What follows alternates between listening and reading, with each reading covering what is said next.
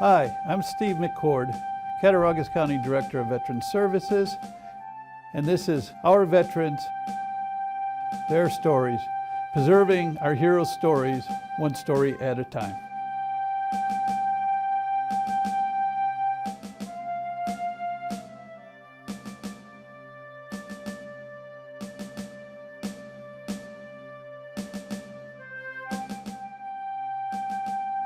Grew up here in Little Valley, town of Mansfield. But basically Little Valley was my hometown. I graduated in 1967. I joined the Marine Corps March of '67 before I graduated. I volunteered. I don't believe in the draft. I think an American ought to join. Every American ought to join.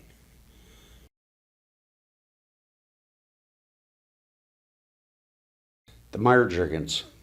I'm sure you remember them. Oh, yeah. Well, They had a mobile gas station right across from high school. And I'd go in there after school and gas up my car and get a pack of smokes. And Kenny just kept harassing me. He says, "You got to go in the Marine Corps." Well, I went home and talked to my parents. Of course, my mother, that was a no-no. And I talked to my dad. I says, "Come on, we're going down to Olean. I'm going to sign up." That was in March of '67. I was going to graduate in June. And I signed up then. I went to boot camp in Parris Island, beautiful Beaufort, South Carolina. More chiggers and fleas and sand ticks down there anywhere in the United States. But after I graduated there, I went to Camp Geiger up at Camp Lejeune, and then went to Mofford Point for motor transport. I thought it was great because wheels beat heels.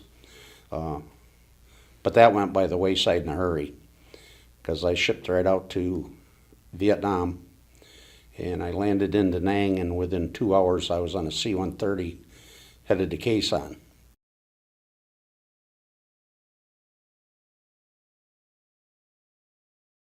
They captured a NVA lieutenant who was in charge of a anti-aircraft battery. And he come over to our side as a Chu Hoi, which is he was surrendering, he was going to be welcomed into the South Vietnamese Army. And he was telling the intelligence officers that, yeah, there's 4 NVA divisions around you, circling Khe Sanh, and they're going to wipe you off the map. And just like supposedly Dien Bien Phu, but it was nothing like that. So they believed him. Of course, Westmoreland fell for it. The President of the United States fell for it. They moved everybody up the north part of the country, pulled all the cadres out of the cities and sent them up to the DMZ. And there was 58,000 NVA soldiers in South Vietnam just waiting for Tet to start. And left cities wide open. They hammered away at Da Nang, but they couldn't get there. But they tried to take the American embassy. They didn't get that, but down in Saigon. But they hit every major regional headquarters there was, all at one time. For 3 days it was touch and go, you know. In the meanwhile, we're setting up in the middle of Khe Sanh, getting hammered, and nobody there to help. They closed Route 9. We were blocked off, so we had to have everything flowing in.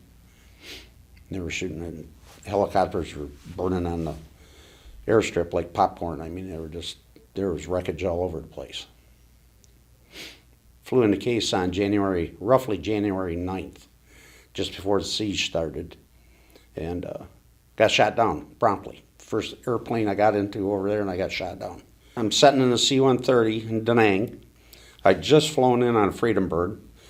Went from the Freedom Bird, they threw me my sniper rifle. Says, "Get on that C-130 over there." Where am I going?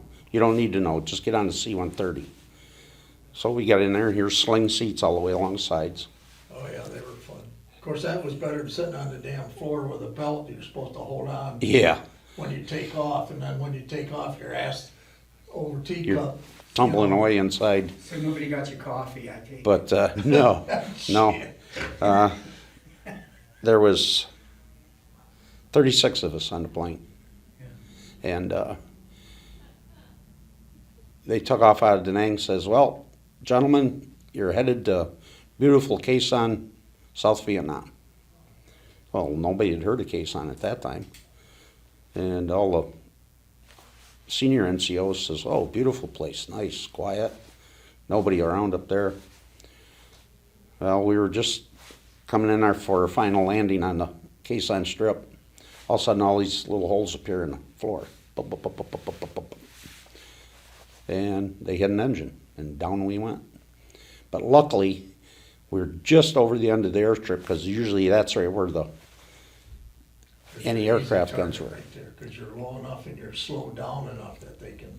You're just coming in, plane's kind of doing this, and all of a sudden, all the holes appeared, and you go blap on the end of the runway, and went clear off, full length of the runway, and down off into the jungle on the other end.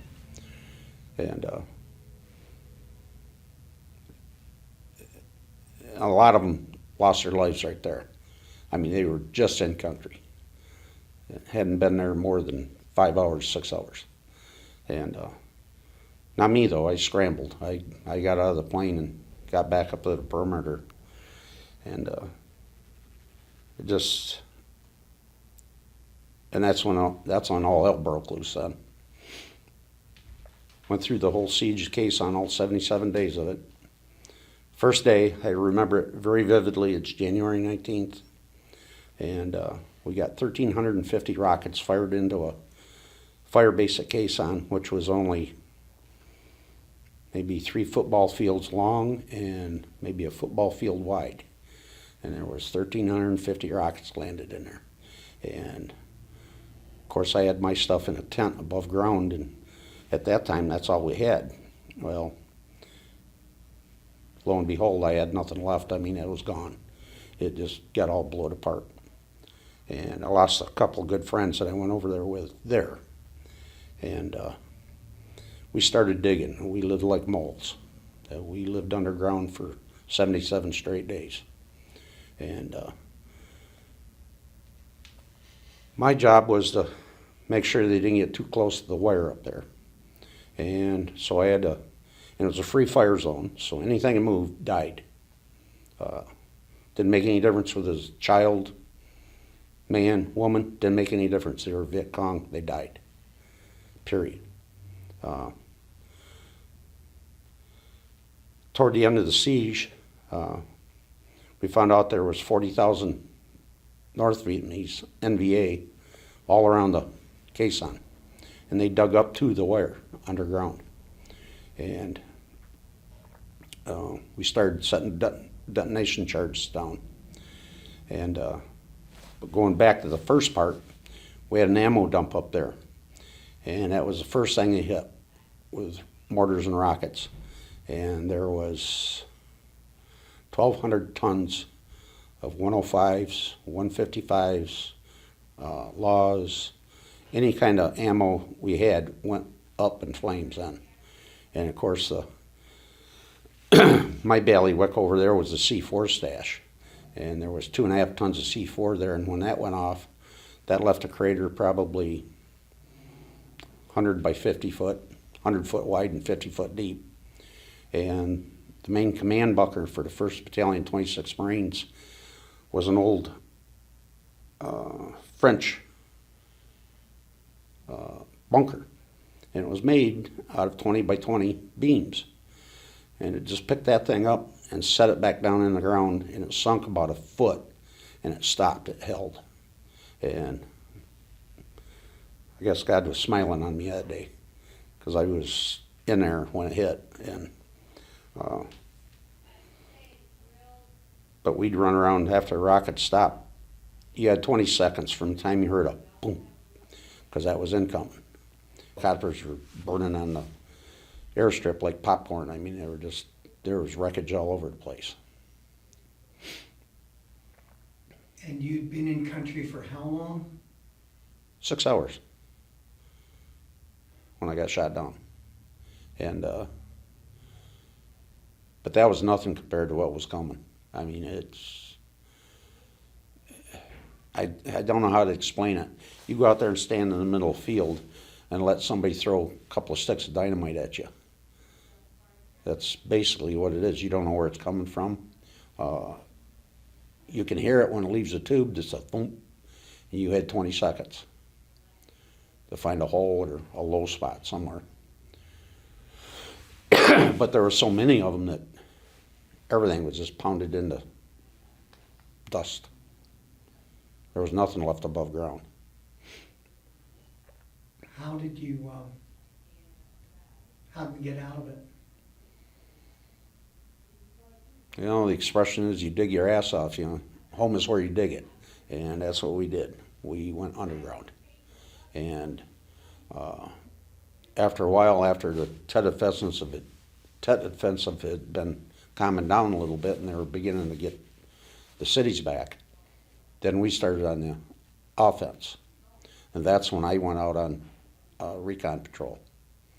And we sat there and we watched troop movements, and I could tell you how many trucks come down the Ho Chi Minh Trail, and most of the time we're in Laos or just in the North Vietnam.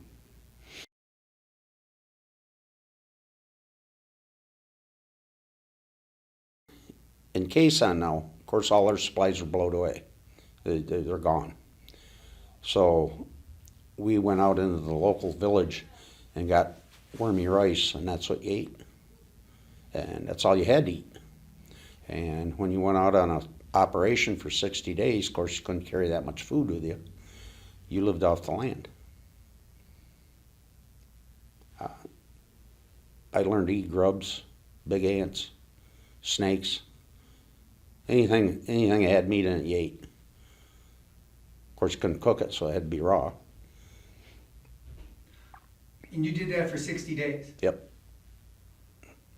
And you couldn't get any help from, what about the locals? Oh, no. There was no locals in Zone 1. Free fire zone. No locals.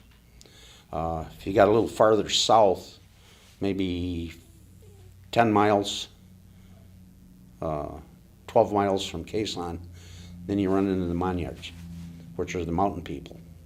And they were very, very U.S. oriented. And they didn't want nothing to do with the Viet Cong or North Vietnam. And we relied a lot on them people too. We started cadres down there. That was part of our job for Recon Marine, is train them so they can defend themselves. And kind of like the foregoings of the Green Beret now. Only we just, at that time, we were just a hit and miss deal. You know, you learned as you went. And if you didn't learn, you didn't last very long. That one gunnery sergeant down Da Nang, he looked at me and he says, "Cannon fodder." I said, "What are you talking about, cannon fodder?" I says, "That's, they're going to stick you in a barrel and send you over to them." Do you want to take this? No, I don't want that. Okay. And he says, "Well, I'll be seeing you in a green bag," which is a body bag. He says, "I'll give you a month." He says, "Usually it's about 6 days. Snipers don't live long. And God forbid if you should ever be captured, because they put prices on your head." And they knew who we were. They had, there was 6 or 7 actual snipers with their spotters, and the Viet Cong all had the list of all their names, everything, what unit we were with. And but like I said, growing up around here hunting, deer hunting stuff, helped immensely. They could give me all the training they want in basic, and it still wouldn't have matched what I learned hunting. And how to be quiet, how to conceal. I've had them walk within 2 yards of me. They didn't know I was there. So you were recon that you didn't want to be found, but then there was also times when, were you given fire assignments, or? No. So it was up to you while you were out there what you would It shoot was- at and what you wouldn't? It was entirely up to us. And if you're on recon, you don't shoot anybody. You don't shoot at anybody. Blow things up, yeah.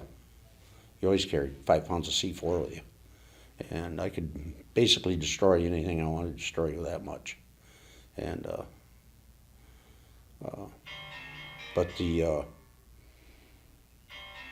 were on recon, that was the idea. You were on a recon, you sit up on that hill, you watched this whole valley, and you counted the vehicles, you counted the troop movements, what they were carrying. That was the object of it. Well, we never took a radio with us. That was taboo, that was no-no. So everything was 60 days old by the time we got back, if we made our pickup point. If you didn't make your pickup point, you walked out. You know, I defy anybody to walk through 12, 15 miles of jungle and come out right. That's a hard thing to do. There was a gentleman over in Olean, Emil Ash, who was in the Army. He said, if you did 3 miles a day, You were lucky. Yeah. Very lucky. So, and they had me as MIA for almost 2 months because we missed our pickup point. And of course, Uncle Sam, in their infinite wisdom, sent my mother a telegram. We're sorry to inform you that your son is MIA in Vietnam. And that's all they said. Well, I got home from my first tour over there. If you wanted to ever see a woman that was really pissed off, she was the one. Oh, she was hot. I said, hey, there's nothing I could do. You know. So, I got home, turned around, went right back for the second tour. Of course, he wasn't smart enough when he got back to call his mother and say, hey, I'm coming home. No, I just showed up. You know, Well, when I got back, they had to be debriefed, and they wouldn't let us send letters. They wouldn't let us call anybody. They wouldn't until we were debriefed. how did you chart everything that you saw? Did you carry notebooks and stuff Map. and maps? Maps and notebooks, little notebooks. And each day, you put down where the location was, what you saw, which direction they were headed, how many, what were they carrying. How close did you ever get to being caught? About a couple of yards away. What happened? I was like a snake in the grass. I just laid there. I was covered up. I had my ghillie suit on. They couldn't see me. I don't know if this is true or not, but I had a friend of mine who was a ranger, and he said that we smell. Mm-hmm. I rubbed more water buffalo shit on me than most people do in a lifetime. And you never use deodorant. You never use soap. You just smear it on you, and that's the way you lived For 60 days, for 60 days. eating grubs. Yep. Ants, grubs, snakes. Maybe you find a chicken somewhere once in a while, but very seldom. All raw, All raw. No fires. smeared buffalo shit. Yep. So you smell good. Of course, I grew up on a farm, so it didn't bother me.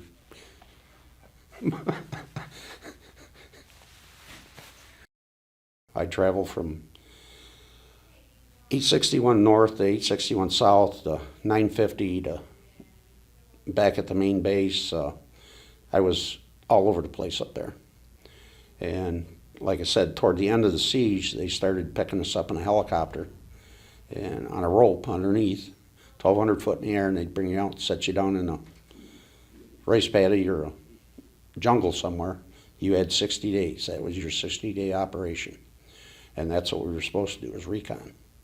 We weren't out there to get in a firefight or anything. We were just out there to watch them coming across the border. And my spotter, Virgil Crunk,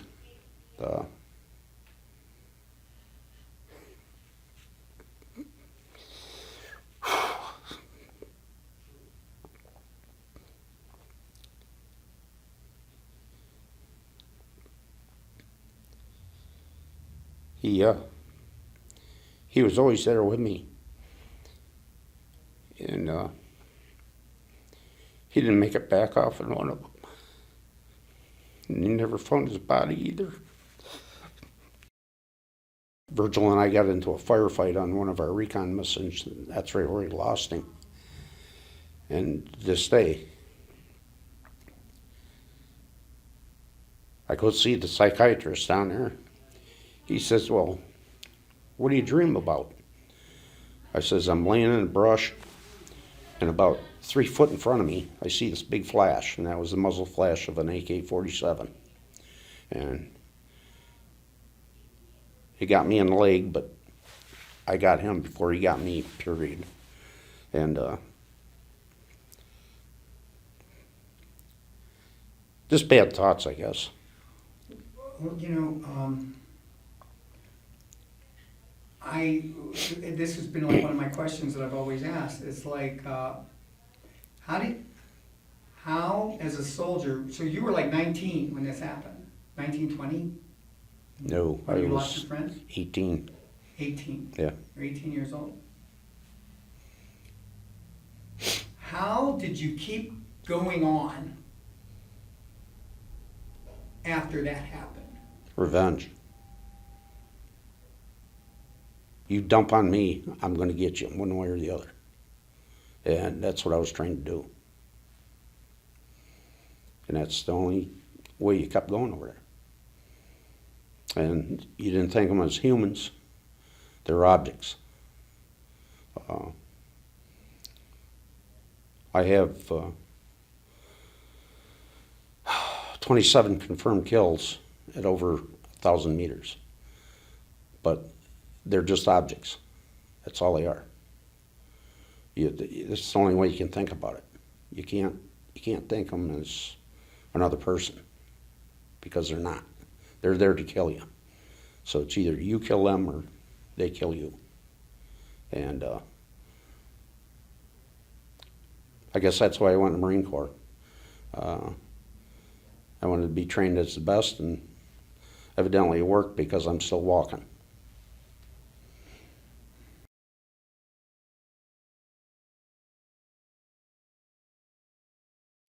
We had one situation on my second tour over there from the 7th Marines. They had to take out a colonel. They wanted to cut the head of the snake off. And it was at a plantation probably 35 miles away from Hill 55, wherever the 7th Marines are housed at. That was their fire base. And it was basically, you couldn't take a helicopter there. You had to move through the jungle, especially if you're on a mission like that. It's you just can't let yourself be seen. That's all. And that was a long one, I gotta admit. That was about 90 days, because it took almost 45 days to get there. But we got there, and we got him. How did you stay focused on the job? It's a little different from hunting and you being hunted. If you're being hunted, you don't get bored. You know, it's either them or you. So you don't have much choice. So when you were hunting them, you were always being hunted? Oh yeah, oh yeah. You never went outside the perimeter unless they were watching. So they knew when you were gone? Well, they had an idea, because you weren't doing your normal habits. And they had people out there watching, you know, just like we did. Yeah, they operated pretty much the same as we did. About the You same know, as they we had their did. Sniper groups. And They had their sniper groups come in and yeah, they try were to pick off our operating the same guys. as we were. All right, all right, on the military channel or on the history channel, one time there was a Soviet sniper versus a German sniper. Did you ever have in that? Stalingrad. Did you ever have that, situation where Mhm. you were hunting somebody who was hunting you? Yep. We had a female. She was good, North Vietnamese, but she had a cadre of probably 4 people around her all the time, and she looked just like a regular South Vietnamese farmer. But I tell you, that little, excuse the expression, that little bitch knew what she was doing, because she knocked off a lot of people, and we went out after her and we got her. But she was looking for you? Oh yeah, oh yeah. She watched the recon unit religiously. She had people watching it 24 hours a day. Knew exactly where we were on Hill 55 and what bunker we were in, and so we just kept moving around. Throw her off. What made you guys so special? Why'd they care? Well, it's kind of like tunnel rats over there. Now those people are crazy. I mean, who in their right mind would go down into a tunnel that know it's full of explosives and there's somebody down there with a gun waiting to get you? Those people are nuts. I stayed above ground because I knew my elements above ground better. I wouldn't go down one of those tunnels for the last thing on earth. Them people are nuts. But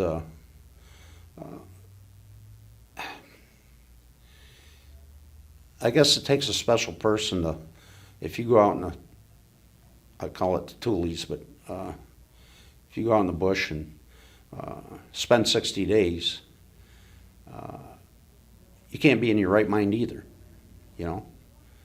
But I don't know how to say it, but I guess I enjoyed that more than sitting there letting them pound us with rockets and stuff. At least I was out there doing something.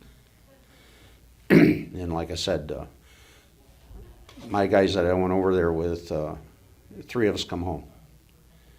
The rest of them come home in body bags.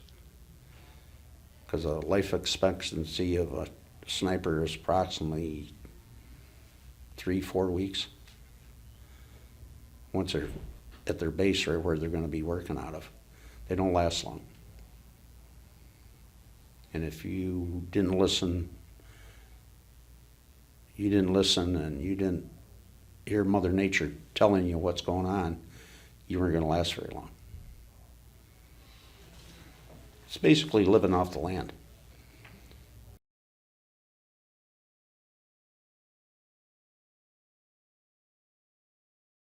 I came home in 69 for 30 days, and I was back over there within 2 weeks. Why? They sent me to Quantico, Virginia, of all places to go to, the showcase of the Marine Corps. And I broke a second lieutenant's jaw. Why? You know, basically he come out of the building and I didn't see him. And I didn't salute him. He got right in my face, and I says, bad thing to do. He says, just get away from me.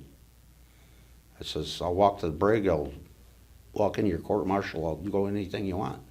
But he just kept getting in my face, and I broke his jaw. Sounds like one of the 90-day wonders that we had. Yes, basically, right there. You hit it right on the head. Yeah. They were This terrible. jerk is They just were- out of they were- OCS, They were all, thinks he's God Almighty, and I says, you gotta go over and pay your dues. You know? And of course they took everything from me right back to a private, and the staff judge advocate says, Mr. Snyder, because he wouldn't call me private, he wouldn't call me corporal, he wouldn't call me nothing. Mr. Snyder, do you want to stay here? No, sir. Where do you want to go? I'll sign your orders. Phew. Right to Vietnam I went. Got all my stripes back, got my pay back. And at that time, I thought I was in seventh heaven because our base pay was $90 a month. God, you were rich. And, yeah, and if I went to Vietnam, that was another $90. Combat pay? Combat pay. And if I got into a helicopter as a door gunner, that's another $90. So God, $270 a month, man, and they give you everything. Yeah, because what are you gonna do over now? Buy a Sansubi receiver, Yep. buy an Akai Yep. reel to reel. I bought all that stuff and never made it back home. No, MPC, military payment Yeah. certificates, funny money, but I never drew any. So what was the sniper making? Same as grunt, So no difference. You didn't get it. You didn't. But if you were a gunner on a helicopter, you got money. But a But if you sniper jumped didn't. on a helicopter, a gunship, with a 60 hanging in the doorway, you got an extra $90 that month. Because that was considered hazardous duty. Yeah, that was hazardous duty.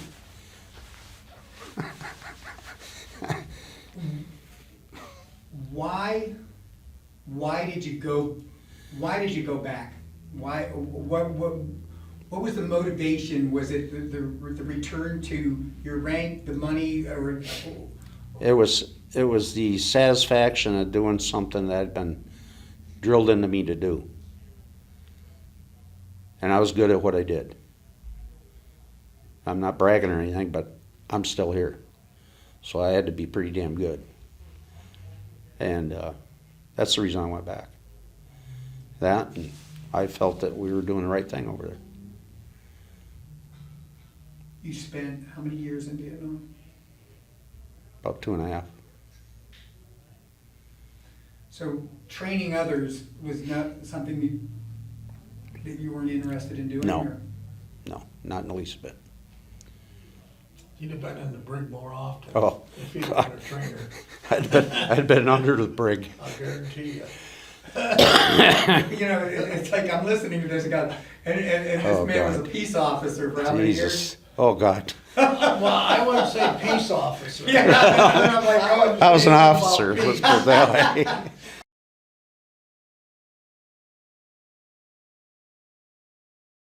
After the second tour, I come home, I was pretty well buggered up. I mean, I stepped on a landmine and I got shrapnel in my legs, all up and down my legs. And I ended up at Newbern, North Carolina, 2nd Marine Aircraft Wing. Chest full of ribbons, $2.65 to get you a cup of coffee. It surprised me when I did come back and I got orders to go there, because I was home for 30 days and I went there. And the last World War II ace of the Marine Corps, General George C. Axtell, 2-star general, he wanted me as his security staff.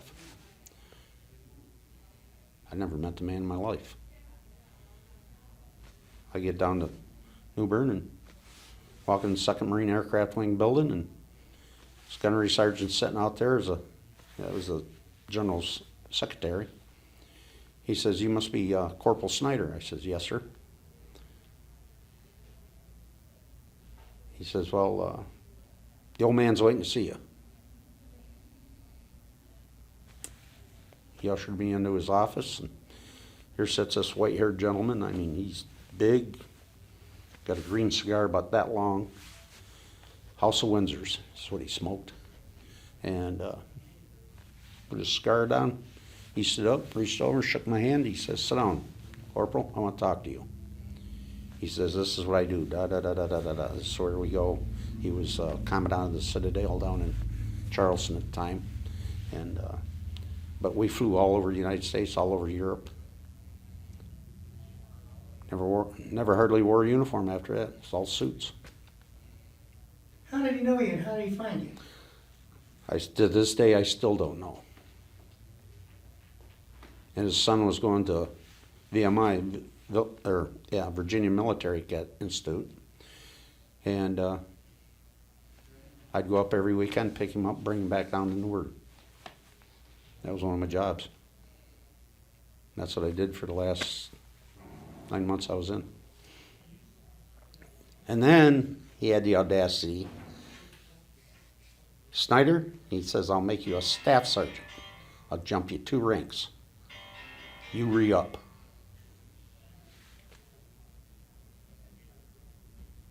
I just looked at him, I says, what are you, frickin' crazy? I says, no, sir, I'm not interested. No, sir. Well, he picked up his 3rd star. He moved up to Norfolk as FMF Lant, which is Fleet Marine Force Atlantic, and he was commanding general there.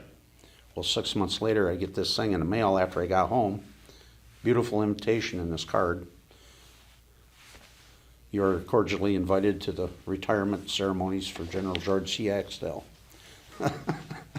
I says, oh, he almost took me, but not quite. I didn't fall for it. But super good guy, though. Excellent. Excellent to work for. What's it like hanging out with a general?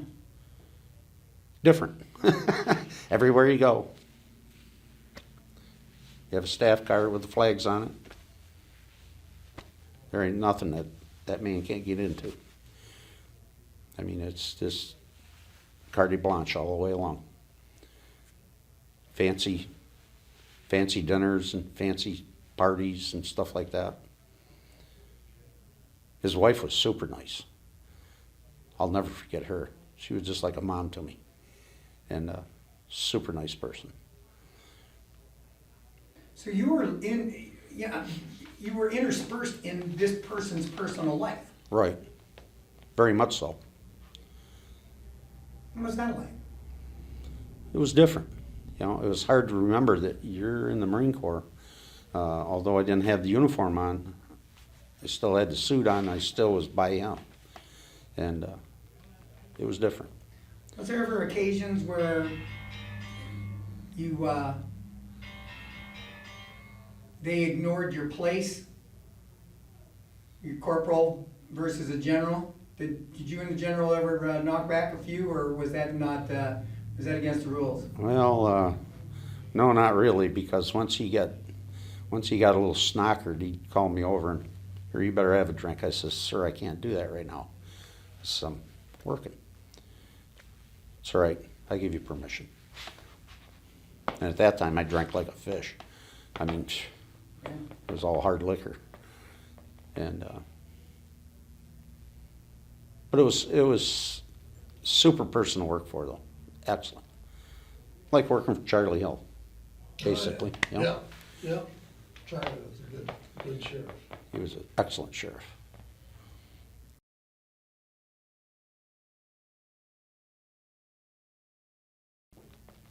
It was tough. I was spit on, had shit thrown on me. Where?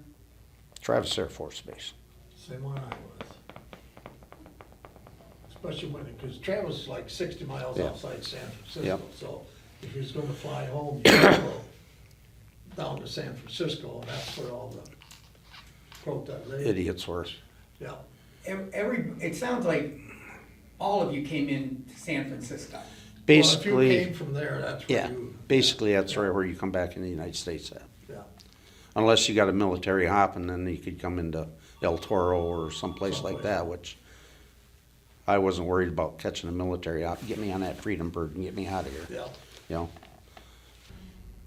All right, this has absolutely nothing to do with anything. You talked about your medals. Which ones did you get? Oh, God. I couldn't tell you all of them. Had you gotten a Purple Heart? Just the top, the big ones. Well, I got a Presidential Unit Citation for the 1st Battalion, 26 Marines. Of course, Vietnam Service Medal. My Vietnam Service Campaign Medal, though, I have 36 stars on that because I had 36 operations that I went on. So that one's loaded.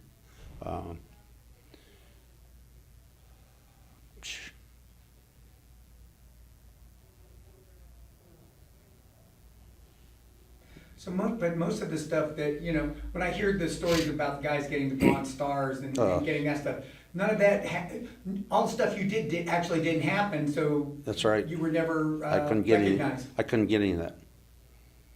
A lot of these operations that I went on, they're still classified. They still won't release them. You know, you can get on the computer, and I can pull up daily activity sheets for 1st Battalion 26 Marines during the siege. It tells you how many rockets landed, where they landed, who got killed, all serial numbers of the KIAs, serial numbers of wounded.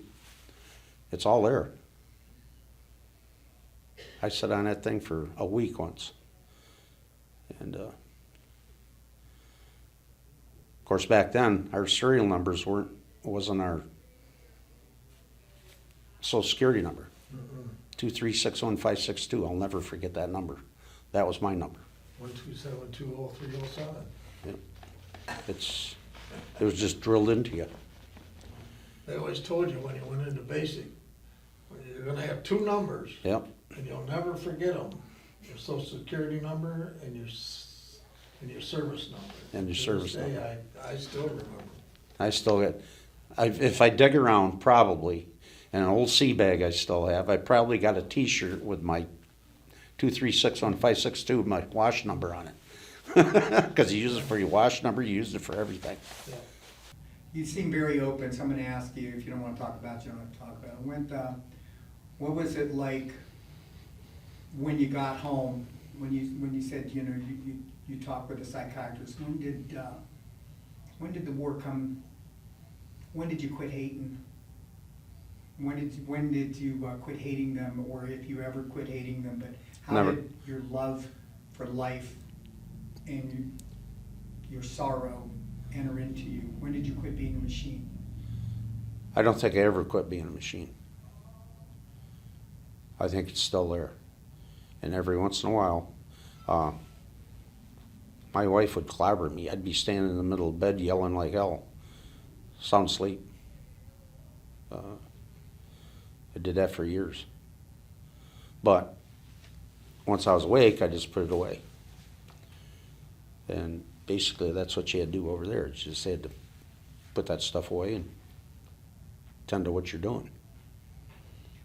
Do you think every veteran that has ever served through the history has had to deal with the same things, or because my dad was World War II. Mhm. He never said anything about anything. Did they have the same issues coming home with what they did that you had? No, Why? they were welcomed home. I don't mean that. I We mean weren't welcomed. what they had to deal with. Oh, so you feel that, do you believe that,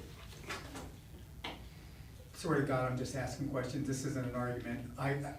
So do you believe that because how you were treated when you came home was one of the reasons why that you had to deal with post-traumatic stress versus that they didn't, or did they also have post-traumatic stress? Well, they also had post-traumatic stress, but it was Battle fatigue. from combat. Yeah. It wasn't what the people did to them when they got home. I mean, So what there led was to- 3 things in life I wanted to do. Mhm. One was become a Marine, one was become a police officer, and one was to make $1 million. Well, so far I've got 2. But no, in fact, I turned Charlie Hill down the first time. Because I told him I didn't think I was trained enough to, we'll train you. I said, no, I was working for the Village Police Department with Jerry Finch. And I turned him down the first time. Second time, which was about a month after that, he showed up on my doorstep with a pair of pants, a shirt, a gun belt, a gun, handcuffs, threw them to me. I says, I'll see you Monday morning. Turned around and walked away. But that was Charlie. Yeah. That sounds You know, like that's it. how he, Yeah. that's how he Yeah. did it. What were you doing before you became a police officer? Picking garbage.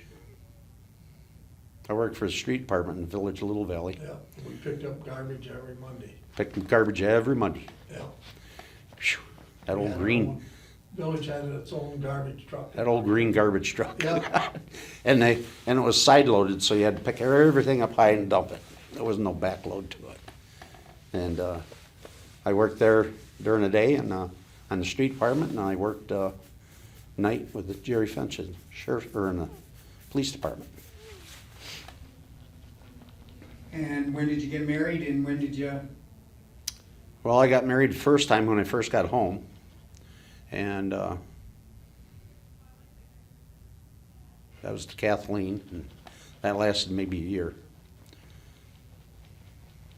were you not ready or was she, I don't know, but did you Well, I think don't- Vietnam had an impact on? your Yes, I wedding? don't think she realized what I was running through my mind at the time, you know. And she wasn't happy. She was Clifton, New Jersey, and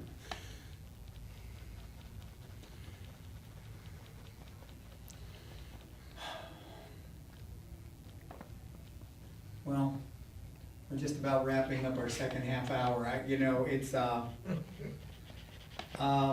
else you wanna talk about? did the GI Bill, nothing in the GI Bill that you used, or did you? I used the education, yeah. Did you? Yeah. Almost made it. Get my 2-year degree, but my mother passed away, then I just lost all interest in it then. Was it tough being home? Well, okay, last question, maybe. Everybody also talks about, and I didn't realize this until Steve brought this to my attention, so guys like you, the adrenaline rush of doing what you were doing, whether you accepted it or you didn't want to do it or you did it, but there was always this adrenaline rush, then you came home and there was no more adrenaline rush. Well, you get to a fine edge over there. And that's why I would never be away from it too long, because I wanted to keep that fine edge, because that's what kept me alive. Some of these guys, they'd come home on their 30-day leave, and they'd come back and they were just flat. They were just looking to get killed, you know. Me, I wanted to stay right on the edge. And it seemed to work out all right for me. So once you went into that role, you never, like an actor, you never broke character. Right. That was who you were.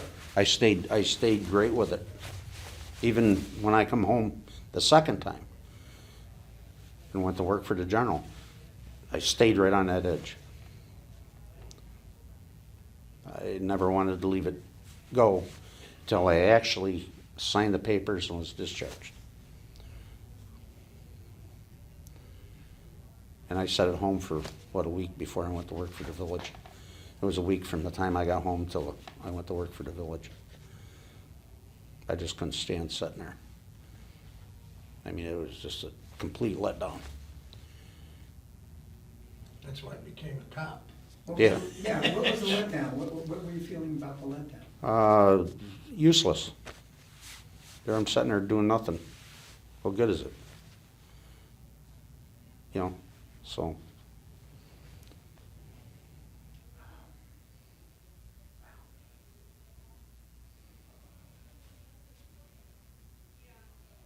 But I go every year if I can. I try to get to Washington DC to the Vietnam Memorial.